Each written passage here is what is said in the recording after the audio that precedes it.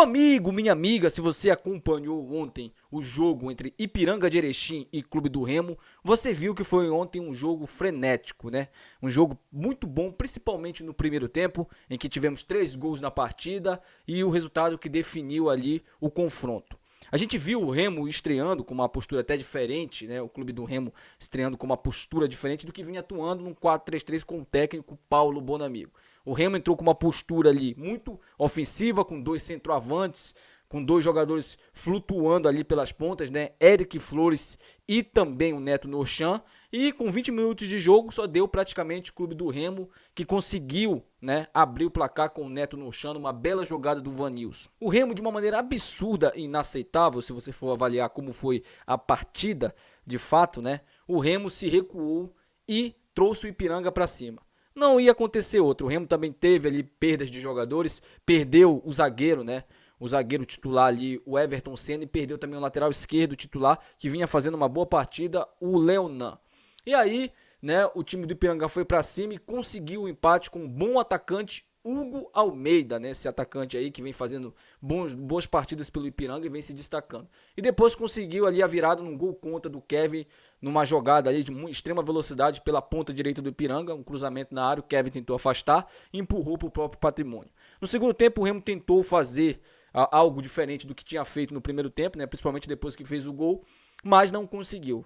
Destaque também para a entrada e a estreia do Jean Patrick, que foi expulso, né? Que estreia do Jean Patrick, né, cara? Foi expulso ali e o Clube do Remo foi derrotado mais uma vez fora de casa. É a terceira derrota do Remo fora de casa em 4 jogos na Série C. Já o Ipiranga, né, consegue ali uma vitória e consegue entrar no G8 da competição. Se você olhar também como está a Série C, você vai ver que é uma competição que está extremamente equilibrada. Do segundo até o 12º, que é o Floresta, a diferença é de 3 pontos. E o Remo, com a derrota, né, cai para a 10ª colocação. O Ipiranga foi para a 7ª colocação, né? O Remo, que iniciou a rodada, né, ali na 5ª colocação, hoje caiu 5 posições, está na 10ª colocação. Mas se você for olhar ali, o Remo com uma vitória provavelmente deve voltar para o G4. O jogo do Remo é contra o Floresta ali, um confronto de 6 pontos em Belém. Você viu, meu amigo, né? Eric Flores, o meio atacante do Clube do Remo, foi preso por não pagar pensão depois do término da partida entre Clube do Remo e Ipiranga. O jogador, a Polícia Civil esteve no local, o jogador foi acompanhado ali. O Remo espera notícias ali justamente para divulgar um laudo ou alguma coisa referente a isso que aconteceu. Problemas de pensão já vem acompanhando os jogadores de futebol há um bom tempo, né, nesse mundo que é o futebol. E o Eric Flores aí é mais um jogador, né, que passa por isso e foi detido ali pela Polícia Civil justamente por não quitar seus débitos com a pensão alimentícia, tá? O artilheiro do Brasil é da Série D, meus amigos. Se você não sabe aí, se você não acompanha o futebol de uma maneira como todo o futebol brasileiro, o artilheiro do Brasil trata-se do atacante Mário Sérgio, né, do Fluminense do Piauí. O jogador tem incríveis 24 gols marcados em 26 jogos pelo Fluminense do Piauí. Em 2019, para quem não lembra, o Mário Sérgio vestiu a camisa do Remo, atuou no Pará com a camisa do Clube do Remo, tá? E fez 2 gols em apenas 14 jogos. Uma ótima fase do Mário Sérgio, que vem desbancando aí bons atacantes como Hulk, Gabigol, né, Pedro, outros atacantes aí, Caleri, que é o artilheiro do Campeonato Brasileiro da Série A também. Então, o Mário Sérgio aí vem se destacando pra caramba e trazendo também, né, olhares de outros clubes também pro Clube do Remo. Anunciou um chinês, né? O Fortaleza anuncia a contratação do lateral direito Junlong Xiao, ex-Santos. O jogador irá atuar no elenco sub-23 do time tricolor do PC, né? O Fortaleza aí que vem internacionalizando seu elenco, vem trazendo aí jogadores e contratou o Junlong Xiao, jogador chinês, né? Que estava no Santos Futebol Clube. O jogador chega ali totalmente de graça ao Fortaleza e vai integrar o elenco do Sub-23. Provavelmente deve jogar o Brasileirão de aspirantes pela camisa do tricolor do PC. Vai lucrar 10 milhões de reais. O Sport deve lucrar aí, né, 10 milhões de reais com a venda do atacante Mikael para a Salernitana em definitivo, né? Se você acompanhou ali o mercado da bola do Sport, você vai ver que o Sport Clube do Recife deve ali lucrar 10 milhões com a venda em definitivo do Mikael, tá? O Mikael vai custar ali para a Salernitânia cerca de 2,75 milhões de euros, equivalente ali a 14 milhões mais ou menos de reais, e o Sport desses 14 milhões vai abocanhar aí uma grana, né, significativa, uma grana violenta de 10 milhões que deve ajudar bastante o clube na briga pela volta na Série A. O Sport que vem passando também por problemas financeiros bem delicados, né? A cláusula de contrato de empréstimo obrigava o clube italiano a comprar o atacante de 22 anos junto ao Sport, caso a permanência na Série A. Então, a Salernitânia vai ter que comprar o atacante do Sport, a Salernitânia que conseguiu ali garantir a permanência na Série A do campeonato italiano. Internacional de olho em zagueiro do Sport, né? O Internacional tá de olho aí no zagueiro Adrielson do Sport, que está emprestado pelo Al-Sadd. Lembrando que é um zagueiro também jovem, tá? O Internacional ali com problemas na sua linha defensiva, tá atrás de soluções para trazer jogadores. E o Adrielson aí é o jogador mais visado ultimamente pelo time, né, do Sul. E o Sport também pode lucrar uma grana também com isso, tá? Vitória acerta a contratação de centroavante em Santos.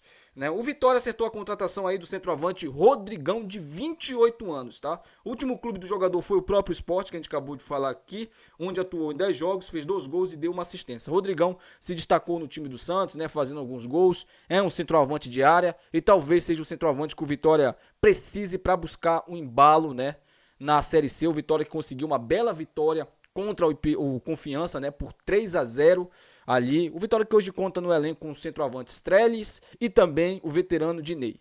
O Rodrigão chega aí justamente para suprir essa deficiência no ataque do time rubro-negro. Agora, pessoal, eu quero falar um pouco aí sobre o que aconteceu no futebol europeu, principalmente no futebol aí da Inglaterra, né? Owen, o que isso tem a ver com o nosso futebol aqui? Tem muita coisa a ver. Se você acompanhou aí nas últimas semanas aí o campeonato inglês, você viu que o Everton permaneceu ali num jogo frenético, né, em que vinha perdendo o jogo e conseguiu a virada, e os torcedores invadiram o gramado para comemorar com os jogadores. A mesma coisa aconteceu também, né, com o Manchester City do Pep Guardiola, que também virou de maneira frenética o jogo e conseguiu mais um título da Premier League. E a gente viu aí a imprensa do Brasil, né, passando pano, né, romantizando essas invasões. Vale lembrar que ano passado o clube do Remo foi punido por invasões semelhantes a essa, tá? Dos torcedores que invadiram o estádio depois da conquista da Copa Verde, conquista inédita da Copa Verde, para comemorar com os jogadores. O Remo, inclusive, foi punido financeiramente, tá? E foi amplamente massacrado pela mídia. Aliás, se isso acontecer aí, por exemplo, com o Flamengo, também o Flamengo será amplamente massacrado. Se acontecer com o Corinthians, também será amplamente massacrado. Onde eu quero chegar com isso?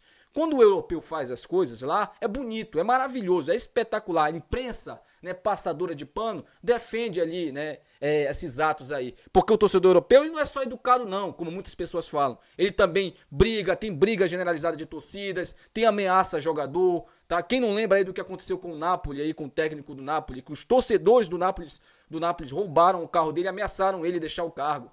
Quem não lembra disso? Você viu alguém falando sobre isso aí? Pouca gente falou sobre isso. Mas se acontece no Brasil, por exemplo, com uma torcida como a do Corinthians, por exemplo, que é sempre criminalizada pela mídia, né? A gente vai ver muito isso aí, muito mimimi, muita lacração na internet. Então, quer dizer, 2 pesos, 2 medidas. Se acontecer na Europa é bonito, é maravilhoso, é cultura. Se acontecer no Brasil é vandalismo. O torcedor no Brasil ele é sempre criminalizado. Eu não estou falando só do norte não, do nordeste, estou falando do torcedor do Brasil inteiro.